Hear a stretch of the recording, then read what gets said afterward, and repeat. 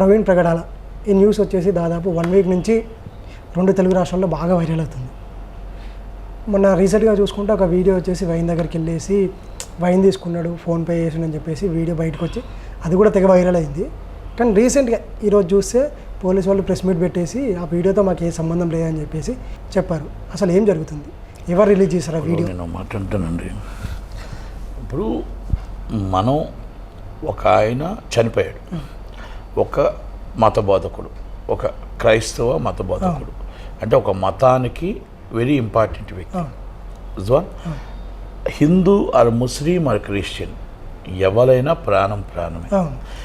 ఆయన చనిపోయాడు, ఆయన యాక్సిడెంటా మర్డరా అని తేల్చవలసిన విషయమే ఉంది తప్ప ఆయన తాగాడా లేకపోతే ఆయన బొడ్డును తీసుకుని ఈజ్ నాట్ కరెక్ట్. నేనేమంటానంటే ఆయనకు మందు అలవాటు ఉందా, మందు అలవాటు లేదా, మందు బాటలు కొనుక్కున్నాడా, తీసుకున్నాడా, ఇవన్నీది ఇది తప్పుడు సమాచారాలు, ఇది కరెక్ట్ కాదు. చనాట్లోని అంటే కావాలని ఒక దుష్ట ప్రచారం చేస్తున్నారు, ఇది తప్పు. రెండోది నేనేమంటున్నానంటే హైదరాబాద్ నుంచి వచ్చారు, హైదరాబాద్ నుంచి వచ్చి రాముప్పాడులో ఆయనకు ఒక యాక్సిడెంట్ జరిగింది. యాక్సిడెంట్ అంటున్నారు, ఆయనంతా ఆయన పడిపోయాడా? అక్కడ కూడా మిస్టరీయే ఉంది. అక్కడ ఆయన పడిపోయి రోడ్డు మీద కూర్చుంటే మాకు ఫోన్ కంట్రోల్ రూమ్ నుంచి ఫోన్ వచ్చింది. మేము వెళ్ళాము, ఫస్ట్ ఎయిడ్ చేసి ఎండిపోయి ఉంది, చేసి కొంచెం ఆయన హెల్మెట్ తీయనన్నాడు, మాస్క్ తీయనన్నాడు. అక్కడి నుంచి మేము ఉన్నాము, 5 నిమిషాలు రెస్ట్ తీసుకోండి, మీరు వెళ్ళే పొజిషన్లో స్టెబిలిటీ లేరు అని అన్నాము. అయినా కూడా అక్కడి నుంచి వెళ్ళిపోయాడు ఆయన అన్నారు. మళ్ళీ కట్ చేస్తే ఇంకొక 3 గంటలు రెస్ట్ తీసుకుని టాపిక్స్ 3 గంటలు రెస్ట్ తీసుకుంటే అక్కడ ఆయన కరెక్ట్గా పడిపోయి ఉంటే ఆ పడిపోయి ఉన్న దాని మీద రెస్ట్ తీసుకుంటుండగా మీరు ఇప్పుడు వెళ్ళే దాంట్లో పొజిషన్ లేరు, నీళ్ళు కావాలంటే నీళ్ళు ఇచ్చాడు. ఆయన మానవతార్థంతో ఇచ్చాడు. అంటే ఒక మనిషిగా ఆ మనిషి ఆపదలో ఉన్నాడు, కాపాడటానికి ఒక ఎస్ఐగా వచ్చాడు. It's a grateful. రెండోది ఆయన వచ్చాడు, ఆయన నీళ్ళు ఇచ్చాడు, అవతల ఆయనకు వచ్చి టీ తెప్పించాడు, తాగిపించాడు. ఏమంటే కూర్చోండి, బాగాలేదు, ఇక్కడ ఇప్పుడు వెళ్ళేది కాదు, ఇప్పుడు ఎండ ముందు వెళ్ళే పొజిషన్ కాదు, కొంచెం రెస్ట్ తీసుకోండి అని చెప్పారు. లేదు నేను వెళ్ళిపోతున్నానని చెప్పాడు. ఎక్కడికి వెళ్తున్నాను, రాజమండ్రి వెళ్తున్నానని చెప్పారు, అంతే. హైదరాబాద్ నుంచి వస్తున్నానని చెప్పారు. ఇదే ఆయన తెలిసింది కదా. అక్కడ కూడా ఆల్రెడీ రాముప్పాడు దగ్గర యాక్సిడెంట్ జరిగింది అంటున్నారు. విజయవాడ కనకదుర్గమ్మ టెంపుల్ నుంచి వచ్చారు. ఇక్కడ మనం ఒక్కసారి ఇది కొంచెం మిస్టరీగా కనబడుతుంది. ఎందుకంటే ఆయన ఆల్రెడీ బైపాస్ మీద నుంచి రాజమండ్రి రావచ్చు, బెంచ్ సర్కిల్ కాడికి వచ్చవచ్చు. కాకుండా తెలుగు తల్లి ఫ్లైఓవర్ ఎక్కి మన దుర్గతల్లి ఫ్లైఓవర్ ఎక్కి మొత్తం టోటల్గా అక్కడి నుంచి వచ్చాడు. బెంచ్ సర్కిల్ నుంచి వచ్చాడు. ఈ డైరెక్ట్ బెంచ్ సర్కిల్కి రాకుండా ఎలాగో వచ్చాడు కాబట్టి అక్కడ మొత్తం టోటల్గా ఏం జరిగిందో ఏంటో అదొకటి మిస్టరీ తీయాలి. అది యాక్సిడెంటా, ఆయనంతా ఆయన పడిపోయాడు అనేది నెంబర్ 1. రెండోది అక్కడి నుంచి ఓపిక లేదు అంటారు. ఓపిక లేకుండా ఆయన అంత దాకా ఎందుకు వచ్చాడు, ఇది వాళ్ళ వైఫ్ కూడా చెప్పవలసిన బాధ్యత ఉంది. హైదరాబాద్లో స్టార్ట్ అయిన ఆయన ఇక్కడికి వచ్చి 3 గంటలు మొత్తం టోటల్గా ఎక్కడికి వెళ్ళాడు, ఆయన మీతో ఫోన్లో మాట్లాడాడు లేదా, ఫ్రెండ్స్తో మాట్లాడాడు లేదా చెప్పాల్సిన బాధ్యతలు ఉన్నాయి. వాళ్ళ వైఫ్ అక్కడ మీద మెయిన్ ఇంపార్టెంట్ చెప్పాల్సిన అవసరం ఉంది. అక్కడి నుంచి మళ్ళీ రాజమండ్రి రావడానికి అక్కడికి ఇది పనిచేయట్లేదు, హెడ్లైట్ పనిచేయట్లేదు. అక్కడి నుంచి పాపం నెమ్మదిగా రాజమండ్రి వెళ్ళాలనుకున్నాడు, రాజమండ్రి రావడానికి ప్రయత్నం చేశాడు, వచ్చాడు. వస్తూ ఉండగా ఆయన మొత్తం టోటల్గా యాక్సిడెంట్ జరగలేదు అంటారు. పోలీసులు బాగా వినండి మీరు, యాక్సిడెంట్ జరగలేదు, ఆయనంతా ఆయనే పడిపోయారు అంటే ఏ విధంగా చనిపోతాడు అనేది ఇప్పుడు క్రైస్తవ సోదరులందరిది ప్రశ్న. అదే ఆ ప్రశ్నకి సమాధానం చెప్పాల్సిన బాధ్యత ఉంది. ఎందుకంటే హెడ్కి హెల్మెట్ ఉంది. ఆయన వెళ్ళేది 7 అడుగులు దూరమే, అంటే కాలు తిరగబడినా 7 అడుగులు, అంటే ప్రాణం పోయేంత ఇది కాదు. రెండోది ఇది కారు కాదు, ఇది ఓన్లీ 2 వీలర్. 2 వీలర్ ఏమైనా ఇప్పుడు బలవంతంగా ఒక బాడీ మీదో దాని మీదో అయిపోయి మొత్తం గాయాలు అయిపోతే ఏమైనా అవుతుంది. అది అంత అవకాశం నాకైతే కనబడట్లేదు. అక్కడ ఏదైతే కర్రలు ఉన్నాయో ఆ చెక్కలకు ఎలా బ్లడ్ వచ్చింది, ఆ బ్లడ్ వచ్చిన తర్వాత బండి మీద ఎలా బ్లడ్ పడింది, ఆయన ఏ విధంగా చనిపోయాడు, అసలు రాత్రి 11:40 నిమిషాలకు అయితే ఉదయం 9 గంటల దాకా ఎవరు ఎందుకు చూడలేదు, అసలు చూడకపోవడానికి కారణాలు ఏంటి, ఎదురుగుంట పెట్రోల్ బంక్ ఉంది, ఈ కొన్ని ప్రశ్నలు ఉన్నాయి. రెండోది ఏ కారు యాక్సిడెంట్ జరగలేదు అని మాత్రం చాలా క్లియర్గా పోలీసులు చెప్తున్నారు. అయితే ఆయన చచ్చిపోవడానికి అవకాశాలు లేవు. యాక్సిడెంట్ జరగకుండా ఎవరు ఏమి చేయకుండా చనిపోవడానికి అవకాశాలు తక్కువగా ఉన్నాయి. 45 years ఏజ్, ఇది ఎక్సైజ్ బాడీ. అవలేలగా 4 గంటలు మొత్తం టోటల్ సువార్త చెప్పే వ్యక్తి, అవలేలగా 4-5 గంటలు సువార్త చెప్పే వ్యక్తి. అలాంటి సందర్భాల్లో మనం అరకుండా కాపాడండి అరకుండా మాట్లాడకుండా మొత్తం టోటల్గా చనిపోవడం అనేది ఇది జరగని పని. ఇది పోలీసులు మరి ఇన్వెస్టిగేషన్ పూర్తిగా చేస్తేనే కానీ మనం ఏమీ చెప్పలేము. ఎందుకంటే ఇన్వెస్టిగేషన్ నడుస్తుంది, వాళ్ళు కూడా ఏదో నిర్ధారణకు రాలేదు, పూర్తిగా నిర్ధారణకు రాలేదు, వచ్చిన చెప్తున్నారు అంతే.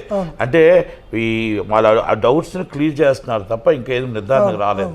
ఇప్పుడు నేనేమంటున్నానంటే ఈలోగా కొన్ని మొత్తం టోటల్గా కొంతమంది హిందువులే చంపామని ఒకడు ఎవడో పెట్టాడు, మేమే చంపాం, మా వాళ్ళు మొత్తం ఎవరిని లేపేస్తాం అంటే అది వాడికి చాలా గొప్పగా పెట్టచ్చు.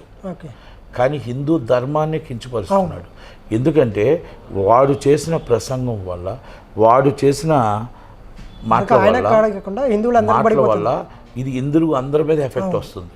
ఎందుకంటే మనకేం చెప్పింది భగవద్గీత ఏం చెప్పింది? పగవాడినైనా మనల్ని రక్షించు, పగవాడినైనా క్షమించు అన్నారు. అంటే నిన్ను అవతలవాడు ఎంతటివాడు అవని చనిపోయిన వాడిని మనం గౌరవించాలి. చనిపోయిన డెడ్ బాడీ దగ్గర మనం దండం పెట్టుకుని గౌరవించవలసిన బాధ్యత మనకు ఉంది, సంస్కృతి ఉంది, మన హిందూ ధర్మం చెప్తుంది అది. అలాంటప్పుడు ఆయన చనిపోయాడు, తప్పు చేసి ఉండొచ్చు, తప్పు మాట్లాడి ఉండొచ్చు, కానీ ఆయన చనిపోయాడు. దేవుడి దగ్గరికి వెళ్ళేటప్పుడు మనం ఈ తప్పుడు మాటలు మనం మాట్లాడకూడదు. మేము చంపాము అన్నావు, ధైర్యంగా నువ్వు పోలీస్ స్టేషన్ దగ్గరికి వెళ్ళావా? నిలబడ్డావా? ఉన్నావా? నువ్వేమో చంపావని చెప్పడానికి వెళ్ళావా? ఎంతమంది? లేదు. మరి ఇప్పుడు మరి ఎందుకు పోలీసులు అంత కష్టపడుతున్నారు? మరి నువ్వు డైరెక్ట్గా చెప్పొచ్చుగా. ఆ వైర్వుడ్ ఛానల్లో ఎవరో ఎక్కడున్నారో ముందని పట్టుకొని తీసుకొని పోలీస్ స్టేషన్కి అప్పచెప్పండి. అప్పచెప్పి చంపినోడు ఆయన అంటున్నాడు కదా, ఇక డైరెక్ట్గా ఇంకెందుకు మనకి ఇక ఎంక్వైరీ అవసరం, తీసుకెళ్ళి లోన్ వేయండి. నెంబర్ 1. రెండోది ఆయన ఒక తప్పు మాట్లాడుతుంటప్పుడు ఈ ఛానల్లో ఎన్ని వైరల్ అవుతాం అనేది కరెక్ట్ కాదనేది ఉద్దేశంతో ఇంకొక ఆమె జై శ్రీరామ్ అంటుంది. పగిలింది అంటే చనిపోయిన వ్యక్తికి ఇచ్చిన గౌరవం అదా? అంటే ఇది నీ సరదా కాదు, నీ సంతోషం కాదు. నువ్వు మాట్లాడిన మాట జై శ్రీరామ్ అంటే నేను దేవుడి భక్తుడిని అని చెప్పావు, నేను హిందూ ధర్మానికి కాపాడిన దాన్ని అని చెప్తున్నావు.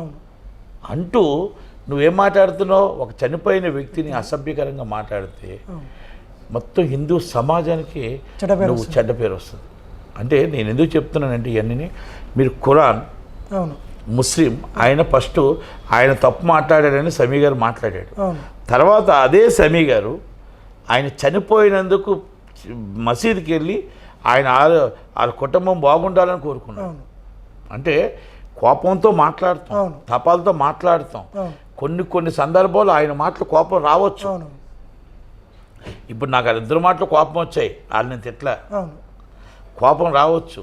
కానీ ఎదుటి చనిపోయే వ్యక్తిని మన దేవుడి దగ్గరికి వెళ్తారంటాం కనుక ఆ చనిపోయే వ్యక్తిని ఆ విధంగా ఏళన చేసి మాట్లాడకూడదు. ఇది మన సమాజం మన మతానికి ఇబ్బంది పెట్టేటట్టు. అంటే మీరు మాట్లాడి తప్పుడు మాటలు ఇంకొకరు ఇబ్బంది పెడుతున్నాయి. అలాగే ఇప్పుడు ఆయన ఖురాన్ అంటే ఆయన ముస్లిం, ఆయన ఎంత చక్కగా మాట్లాడాడు. అంటే ఇలాగ ఇవన్నీ కూడా అంటే కొంతమంది తప్పుగా మాట్లాడవచ్చు, కొంతమంది మంచిగా మాట్లాడవచ్చు. నేనేమంటున్నానంటే ఇవన్నీ ఇన్వెస్టిగేషన్ తప్పుతో పట్టించినట్టున్నాయి. క్రైస్తవులు తప్పుగా మాట్లాడలేదని నేను చెప్పట్లేదు, క్రైస్తవులు కూడా మాట్లాడుతున్నారు. ఇష్టం వచ్చాడు మాట్లాడుతున్నారు, వాళ్ళు ఎవరో చంపేస్తారు, వీళ్ళు ఎవరో చంపేస్తారు, ఇష్టం వచ్చాడు వల్గర్ లాంగ్వేజ్ మాట్లాడుతున్నారు. దేవుడు మీకు చెప్పింది, మన బైబిల్ మనకి ఏం చెప్పిందో ఇతరులను ప్రేమించండి, 10 మందిని వాళ్ళు మిస్సెసే మేము క్షమిస్తున్నాము అన్నది. ఒకవేళ ఏమైనా జరుగుతుంది అనేటప్పుడు మనందరం కూడా తప్పదు చెయ్యాలి. కొన్ని మాట్లాడేటప్పుడు ఆయన మాట్లాడిన తప్పుడు మాట్లాడాడు. ఎదుటి మతం కోసం మాట్లాడద్దు, ఎదుటి కులం కోసం మాట్లాడొద్దు, ఎదుటి వాళ్ళ కోసం మాట్లాడొద్దు. మన బైబిల్ కోసం మనం చెప్పండి, మన దేవుడు ఎంత గొప్పవాడో చెప్పండి, అంతే తప్ప ఈ విధంగా మాట్లాడకూడదు. ఈ వైన్స్ అనేది మందు అనేది తీసుకొచ్చింది ఎవరో ఒకరు తీసుకొచ్చి క్రియేట్ చేశారు. ఇది డిపార్ట్మెంట్కి సంబంధం లేదు. ఇది ఎవరు ఏం చేసినా ఇది సోషల్ మీడియాలో చక్కర్లు కొడుతూ ఉన్నాయి. ఇన్వెస్టిగేషన్ ఇది ప్రాపర్టీ జరగాలి. నాకు తెలిసి ఆయన అక్కడ రామప్పాడులో యాక్సిడెంట్ జరిగిన తర్వాత మళ్ళీ కూర్చుంది రాజమండ్రి వెళ్ళడం అనేది నాట్ కరెక్ట్. ఆ యాక్సిడెంట్ అనేది అక్కడ ఈ సీసీ కెమెరా ఎందుకు మిస్ అయింది? ఆ యాక్సిడెంటా పడిపోయాడు? మళ్ళీ ఆయన పడిపోయేటప్పుడు ఎవరో లేరంటారు యాక్సిడెంట్. అవును, అక్కడ దృశ్యాలు మిస్ అయ్యాయి, ఇక్కడ దృశ్యాలు మిస్ అయ్యాయి, ఈ రెండు మిస్ అయ్యాయి. దానివల్ల ఈ అనుమానాలు ఎక్కువ రేదెత్తున్నాయి. రెండోది 45 years young man total 4-5 years అవలీలగా మాట్లాడగలిగే ఒక బోధకుడు ఆయన చనిపోయి ఆయన ఏదో దెబ్బ తగులుతుంది కానీ చనిపోడు. రెండోది అక్కడ అన్ని అనుమానాలు తావుతీస్తున్నాయి కనుక దాన్ని యాక్సిడెంట్ కాలేదంటున్నారు, పడిపోయాడు అంటున్నారు. ఆయన యాక్సిడెంటెడ్ అయితే ఎలా చనిపోతాడు అనేది ఇక్కడ మొత్తం క్రైస్తవ సోదరుల అనుమానాలు. అది అనుమానాలు కాదు, నిజం ఉండొచ్చు. ఆయనకి శత్రువులు ఉన్నారు కాబట్టి, ఆయన ఆల్రెడీ థ్రెట్ ఉంది కాబట్టి దాన్ని మనం నివృత్తి చేయవలసిన బాధ్యత ఉంది. కానీ ఈ రోజుకి కూడా మళ్ళా నేను రిపీట్ చెప్తున్నా, పవన్ కళ్యాణ్ గారు రాష్ట్రానికి డిప్యూటీ సీఎం. ఆయన ఒక్క సందేశం కూడా, ఒక ఖండన కానీ, ఒక క్రైస్తవ సోదరులకి భరోసా కానీ, లేకపోతే రాజమండ్రిలో జరిగింది కానీ, ఎస్పీ గారిని అడగడం కానీ, ఆరా తీయడం కానీ ఏదీ చేయలేదు. మరి ఆయన డిప్యూటీ సీఎం ఒక మతానికి కాదు 5 కోట్ల మందికి డిప్యూటీ సీఎం కాబట్టి క్రైస్తవ సోదరులు చాలామంది బాధపడుతున్నారు. నేను చూశాను చాలా, ఆయనకా నేను ఓటేశాను అనేసి చాలామంది ఏదో అంటున్నారు. ఓకే, ఏది ఏమైనా ఆయన పవన్ కళ్యాణ్ గారు మరి ఎందుకు ఆయన అసలు స్పందించట్లేదు అంటే బీజేపీకి భయపడి స్పందించట్లేదా, లేకపోతే ఆర్ఎస్ఎస్కి భయపడి స్పందించట్లేదు అనేది చెప్పాల్సింది ఆయనే. రెండోది పురంధేశ్వరి గారు, అంటే ఇక్కడ ఎందుకు అనుమానం రావద్దు వస్తుందంటే పురంధేశ్వరి గారు స్పందించలేదు అక్కడ, అలాగే సోము వీర్రాజు గారు స్పందించలేదు. అంటే బీజేపీ అంటే జనసేన ఎవరు స్పందించలేదు. టీడీపీ ఇమీడియట్లీ స్పందించింది, చంద్రబాబు నాయుడు గారు రియాక్ట్ అయ్యారు, మార్గాని భర్త గారు మన జగన్మోహన్ రెడ్డి గారు మనుషులు రియాక్ట్ అయ్యారు, అలాగే మీకు ఆదిరెడ్డి వాసు గారు అయ్యారు, నారా లోకేష్ గారు అయ్యారు, ఇమీడియట్లీ ఎలా చేయాలి ఏంటి ఎంక్వైరీ చేసుకొని అనిత గారు అయ్యారు, అందరూ కూడా రియాక్ట్ అయ్యారు. కానీ మరి ఎందుకు అవ్వలేదు అనేది కొంచెం ప్రశ్న ఈ సోషల్ మీడియాలో ఎక్కువగా నడుస్తుంది. దాని సమాధానం చెప్పాల్సిన బాధ్యత జనసేన పార్టీ నాయకులకు ఉంది, బీజేపీ పార్టీ నాయకులకు ఉంది. బీజేపీ పార్టీ ఒక హిందూ ధర్మమే రాదు, అన్ని కులాలు అన్ని మతాలు కలిస్తే గవర్నమెంట్ వస్తుంది. కనుక దేశంలో అన్ని సెక్యులర్ దేశం, ఇది సెక్యులర్ దేశంలో అందరికీ సమానమే గవర్నమెంట్. కనుక మనం వాళ్ళని కాపాడవలసిన, క్రైస్తవ సోదరుని కాపాడవలసిన బాధ్యత మన మీద ఉంది. మీరు ఖండించవలసిన, ఎందుకంటే రాజ్యసభ ఆమె MP, Rajahmundry MP, Rajahmundry MLC ఆయన ఎవరు సోము వీర్రాజు గారు, పురంధేశ్వరి గారు ఎంపీ, పిఠాపురంకి ఎమ్మెల్యే అయిన ఎవరు పవన్ కళ్యాణ్ గారు, కందుల దుర్గేష్ గారు మినిస్టర్. అక్కడ ఇంతమంది ఉండి కూడా క్రైస్తవ సోదరులకి మనోభావాలు దెబ్బతీసే విధంగా ఎవరు మాట్లాడకపోవడం అనేది చూసినాయి. అదొక్కసారి మనం చెప్పాలి. ఏది ఏమైనా ఈ మర్డరా యాక్సిడెంట్ అయితే కాదని నిర్ధారణకు వచ్చారు.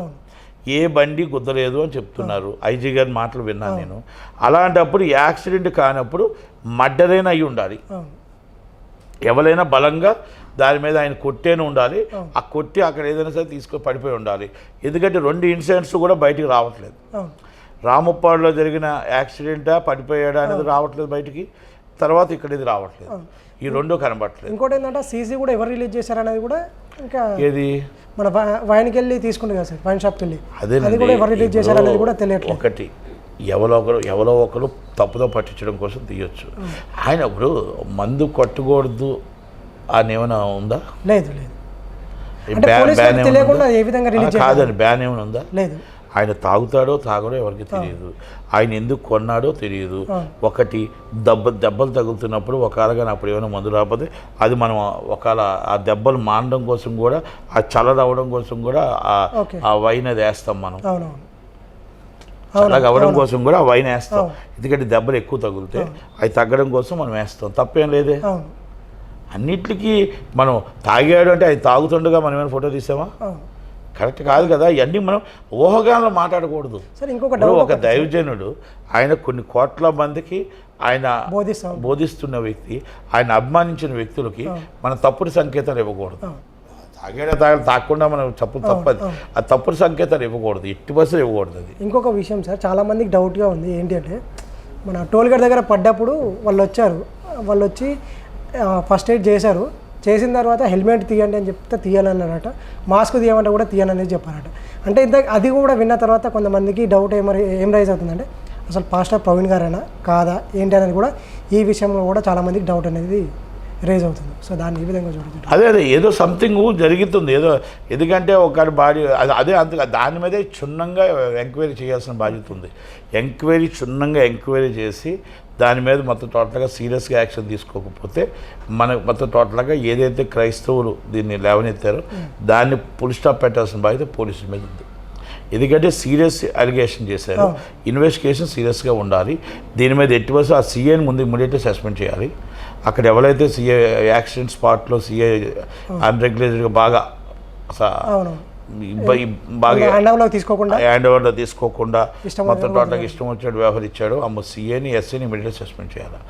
ఎందుకంటే ఇంత దాకా అవడానికి కారణం ఆ సీఏ ఎస్ఐఏ.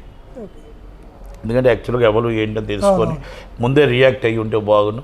పెట్రోలింగ్ లేకుండా పోలీసు పెట్రోల్ బంక్ ఎదురుగా ఉందని ఇవన్నీ ఉన్నాయి. సో మెనీ ప్రాబ్లమ్స్ ఉన్నాయి. ఎందుకంటే మొత్తం టోటల్ హైవే అది, హైవేలోనే అలా జరగడం అనేది కరెక్ట్ కాదు. ఆ హైవేలో కింద పడిపోయి చనిపోవడం అనేది నాకు తెలిసి జరగని పని. ఎందుకంటే దాంట్లో మొత్తం హైవేలో అన్నీ ఉన్నాయి ఫుటేజ్లు, ఆ 2 ఫుటేజ్లు ఎందుకు లేవు, లేకపోతే రిలీజ్ చేయట్లేదా, లేకపోతే ఇన్వెస్టిగేషన్ అవుతుందా అనేది పోలీసులు ఇన్వెస్టిగేషన్ అయితే మనం దానికోసం పెద్దగా మాట్లాడకూడదు.